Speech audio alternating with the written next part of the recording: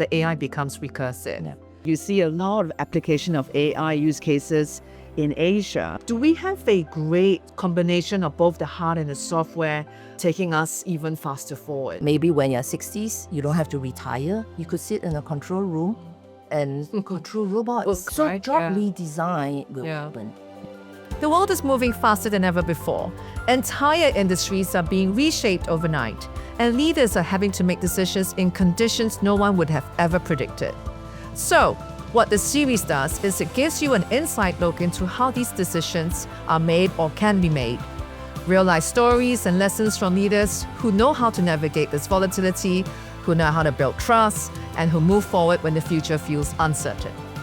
Jenny, welcome to the pod. I'm so happy to see you today. Do you remember how this MOU started? Yes, for sure. And this was done really, I would say, May of last year. We were both invited to some conference. right, yes. We were opposite each other, and we were like, there must be a market for great tech companies in Asia. Who's supporting these guys, and why aren't we investing in them? And you said, I know who they are. And I said, well, I have the investors. We're like, let's do this. That's right. Fast forward from May to October, we literally launched a new product Yes. together. In record time, right? Got time. So this is entrepreneurship at the leadership level at warp speed. Yeah. It's amazing. And everyone being supportive. And also, we were discussing and how great it is. Both our companies have common heritage. Right, DBS, of course, Development Bank of Singapore. We were set up to develop Singapore as a country, to develop industry, to back great entrepreneurs.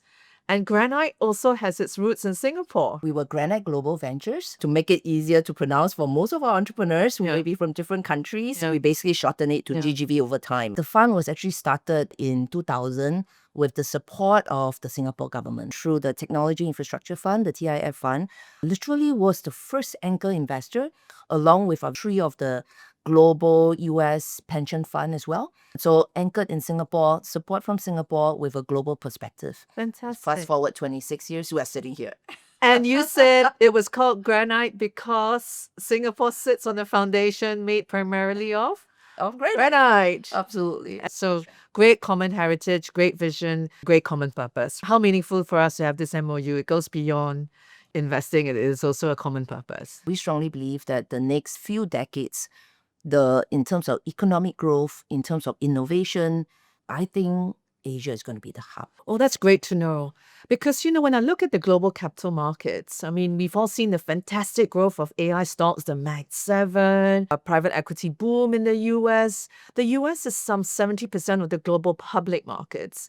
Tell us about private markets and where you see the kind of capital allocation between the East and the West. So I would say that Asia is still behind the curve, right? On the grand scheme of things, we hear a lot about innovation in Silicon Valley, innovation in the West, innovation in the US.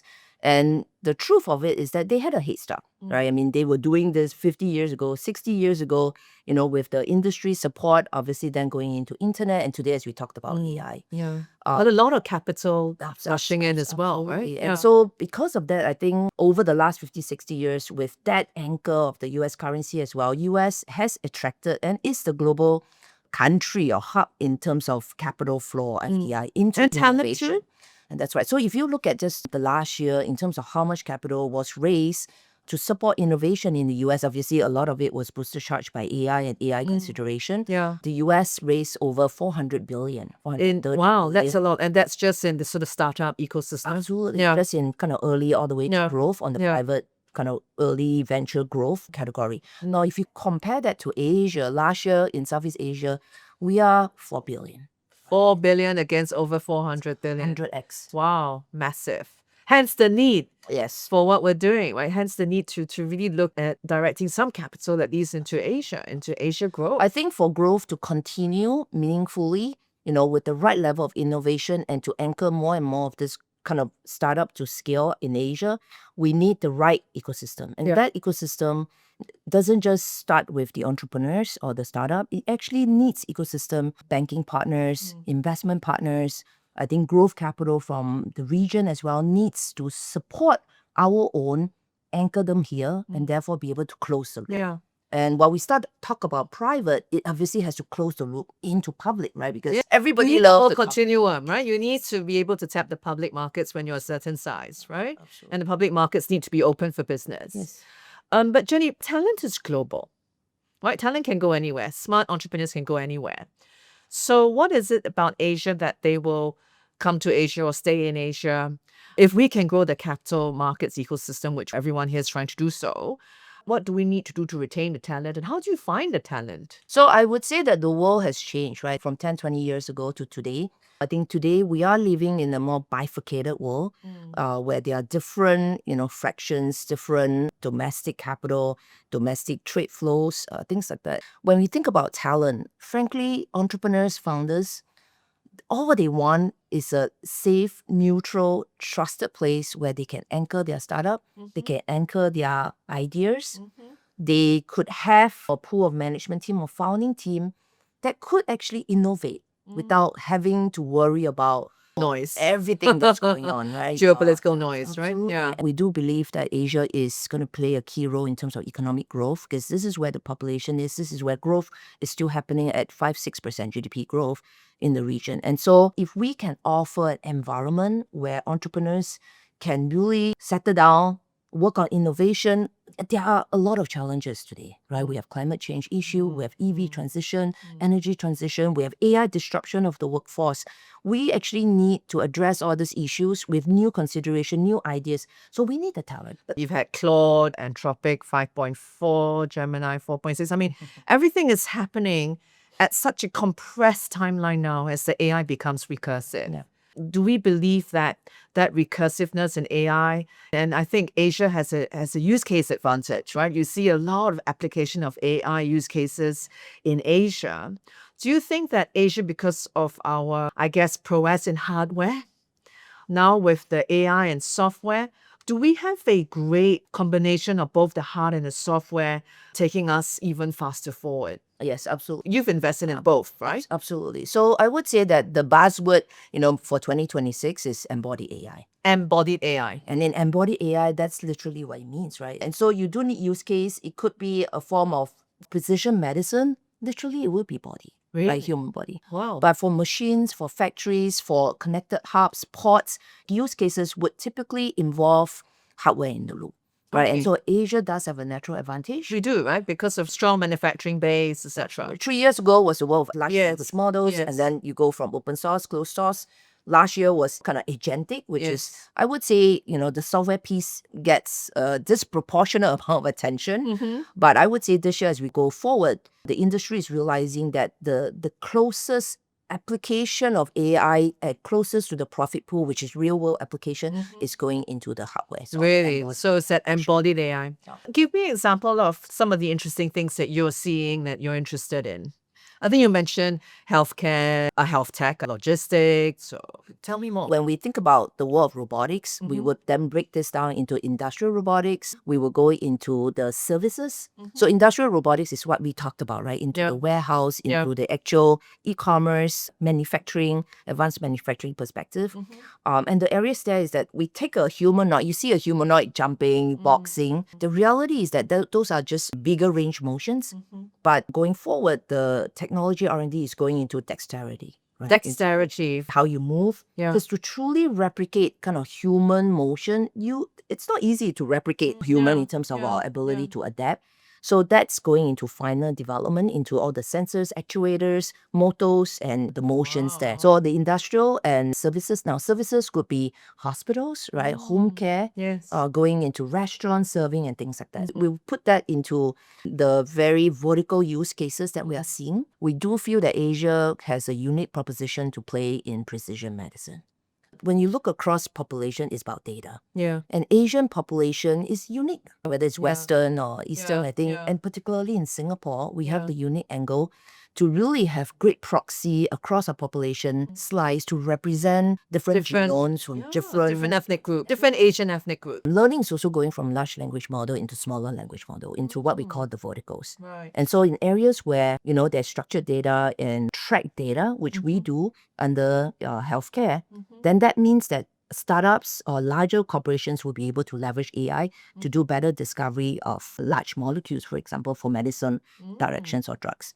Now, we're also seeing AI for science. Remember all that time we do to chemistry, reactions. That's all. Just solve everything now, right? Or solve chemistry or solve physics. With robotics and automation Yeah. would actually, now unfortunately, it will replace some jobs, but on the other hand, it will create new productivity in areas that we thought was like sunset industries, right? So I think really take a look at companies beyond just native tech, traditional industries. If they adopt AI appropriately, I think we'll see a new engine of growth. You've given a fairly optimistic, in fact, a very optimistic view. You've got the sort of very cataclysmic view where, white-collar jobs are toast, knowledge jobs are toast. The world hasn't even begun to see the cliff effect.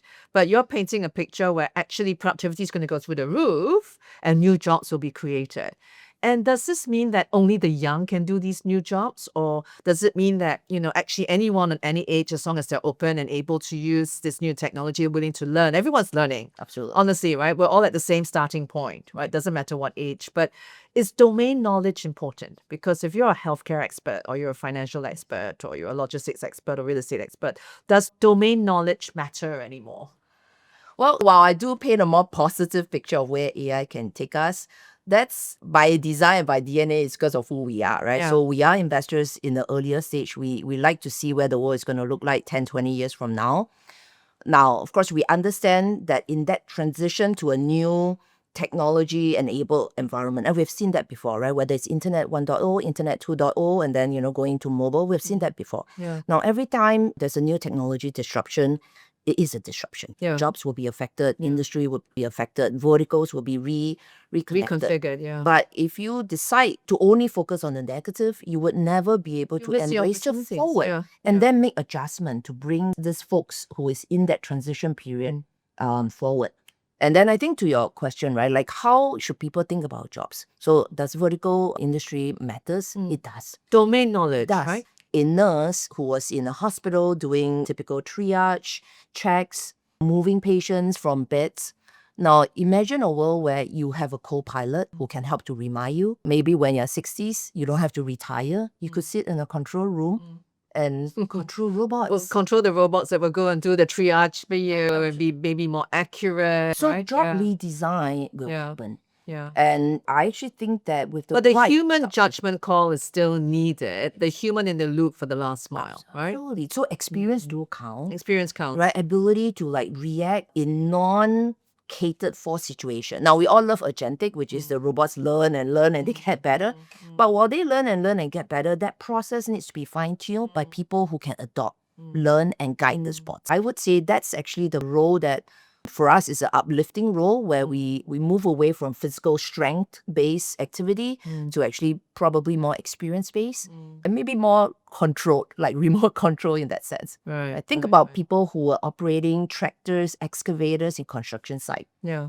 Typically, you have to retire by 45 to 50 years because you It's too cannot tiring, right? gonna It's be too out there. tiring, yeah. Today in Japan, Yeah. just with robotics, Yeah. people are sitting in remote rooms, 70 years old women Oh, who fantastic. probably would never be hired into this job, Yeah. would be able to sit behind control environment. Women are better with final motions, I see. right? And so they Yeah. control robots actually better. Yeah. Interestingly, I saw that also in our port. Our new ports in Tuas also had a lot of people just in control rooms operating big cranes, pretty scary stuff, but it's all robotics today. So retirement age, push out. You were a great angel investor to many young entrepreneurs in their 20s, early 30s. And these very young people, they're talented, they're hungry, they want to do stuff. And you've nurtured whole generations. So then what's your advice to these young people? Because they don't have that domain knowledge yet, right? But they're talented, they're hungry.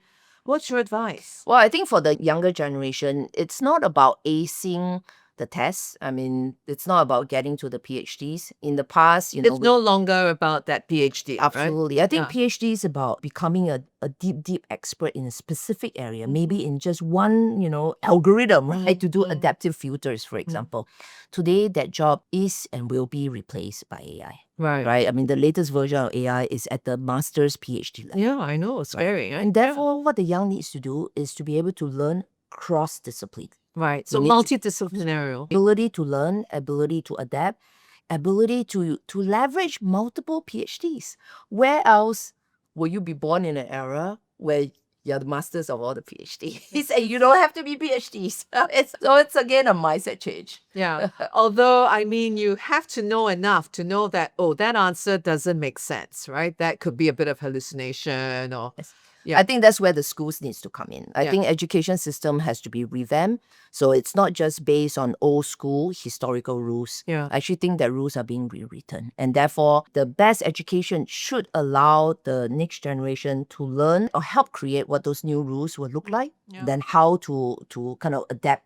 I mean, kids that's today will be combined with agents, right? Yes. And actually, frankly, so should we, right? I Absolutely. mean, why not use them if they're available? Absolutely. You know, when I see a doctor now, I call up the nurse and say, can you please send me all the blood tests, everything, before I see the doctor?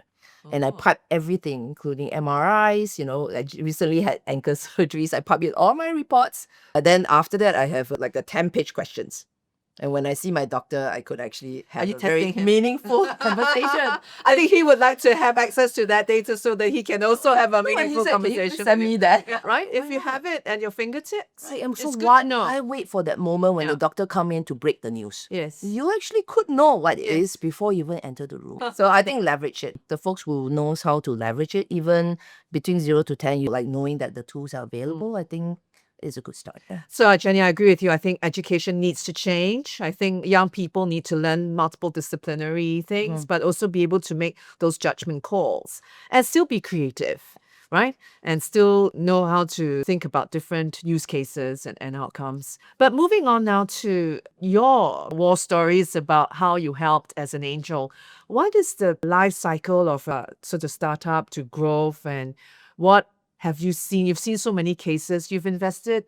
I mean, just the last year, you've had five IPOs and 10 And then 10 in the pot. That's like almost, that's more than one a month. I mean, Yes, more that's coming. incredible. That means you've got a real steady line of successful investment stories. I wanted you to share some of the war stories or some of the lessons that you want to, share with our friends. So I think in business for 26 years, right, the firm has a lot of accumulated knowledge.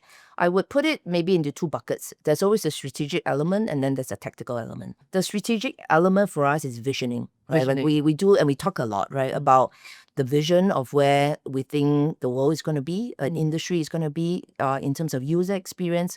And so in that sense, when we think about just the topic of AI, for example, we will then look at by industry, how the world is going to look like 5 years, 10 years from now. It's harder for us to vision 20 years because I would say It's moving too fast.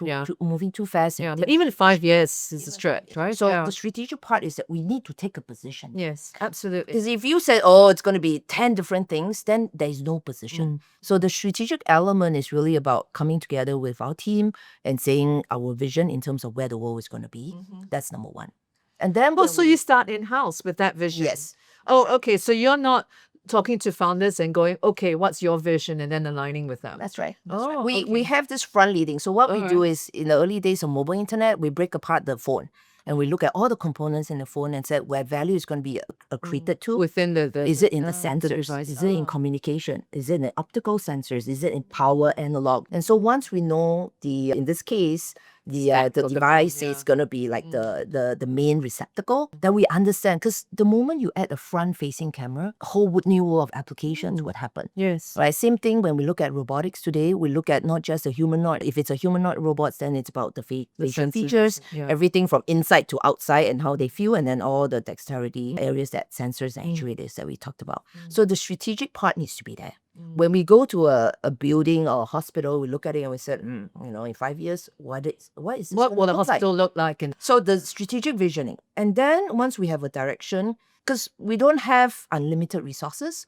then when we hunt, it becomes tactical. Then we hunt in verticals, we hunt for entrepreneurs that actually do have a very strong, high conviction vision in terms of where we think it's going to fit. Because, as investors, if you are later stage investors, you can wait for the world to tell you. Practical element then is finding that product market fit for the founders and ensuring that the business plan that comes to us has the right element of talent, go to market, and like the why now, why you becomes very important. So that's the and vision. why you, right? I like that. So why you? So normally, what do they say that will make you go, yes, you? I think they are, depending on the market, the entrepreneurs are a little different. In mature markets like US, China, there is zero entrepreneurship, right? And therefore, there are entrepreneurs that have done, 1, 2, 3 startups. They do come to the table with just more cuts, right? More superpowers in a sense. One, it could Their be experience, the of their team, right? They have built a team. If they are trying to do hardware, they need to show they have access to hardware. They can build better, cheaper hardware and have access to it. If it's an entrepreneur who has only done software, was in like labs and said, I'm going to build a rocket that goes to the moon. Okay, I think the YU, we need a bit more homework. Yeah. So I think it's really back-checking then the quality of the entrepreneurs, what they're putting together. And it's like why now is also quite important, as in, all the phones were being built. There were already Nokia phones, Motorola phones, feature phones. Yes. Why Xiaomi? Yeah. Right? And then the question is, what does Lei Jin as a founder brings to the table? Right? His ability to understand software, operating system, ecosystem, and the team that he assembled from day one was a very comprehensive team that cuts across software design, hardware design, and manufacturing as well. Right? So it's a So bit you of look a at the art and a founder, science. you also look at the team that they've assembled, so they have a good cross array of the necessary diverse experience to bring to the table. And then we compare, right? So we've been fortunate, we were able to see many, many startups at the same time. And because we are hunting by thematic, for one specific area, we could maybe meet 100 companies. But Jenny, you don't just bring capital. I know that you also bring a lot of sweat, blood, and tears and advice to the table, right? So give me some examples of how you have brought beyond capital. What else? What other value do you add in? So I would say that the advice that we give entrepreneurs changes across their life cycle from when they were young people, how to build a team, how to incentivize, evaluate the team, to then how to go to market, financing, when to go financing. That's a reason why they would come to us, because we've seen it, right? We have brought companies public across, like just for IPO advice, while we do bring in all our banks and our trusted partners. I mean, to be fair, the entrepreneurs have worked with us for a long time and they'll say, who should I go to? I would say those are typical module, but I like to highlight in the last 12 to 18 months or the last 2 years, because as we mentioned, the world has changed. Entrepreneurs actually need to know from day one what they should do with structuring. Where should they base themselves? In the past, entrepreneurs worry about this when they're closer to IPO and they figure out what's the right structure. And that could be too late. It's too late. Yeah. So that's a new kind of superpowers, I guess, would be, we would then explore with the company. Where do you want to go? Do you aspire to be a global company? Or do you actually happy with just being local? Do you have an ability to attract talent globally? Right? Can your IP stand up to global competition Yeah. stuff? Yeah. Can you fundraise? Yeah. Right? Yeah. So I think all that kind of the 0 to 0.1 consideration is actually becoming very important. Then another point is this. Today's startup, they are built differently. With AI now, Oh my they don't God. You can have a one-man unicorn. absolutely. To your point, you have millions of PhDs working for you. The world of startup has changed tremendously. Yeah. And so we have to adapt ourselves. The startups will be leaner, thinner, stronger in a way, more resilient, Probably raise less capital. need less They capital. monetize a lot earlier, but they need a different skill set today in terms of how to navigate, Yeah. right? How to get access to compute, how to get access to markets, how to get access to talent in a kind of a neutral and safe. Things are predictable, rule of law, transparent, stable. Yes. Shout out to Singapore, maybe. That's right. That's right. Yeah. Anyway, so Jenny, we could talk forever. This has been a great learning for all of us. Thank you for your wonderful sharing. Hopefully, between DBS and Granite, we can create and anchor more entrepreneurs, More entrepreneurs in Asia. more growth. cool to be unicorns, I think, here in Asia. Let's high five today. Yes. Okay.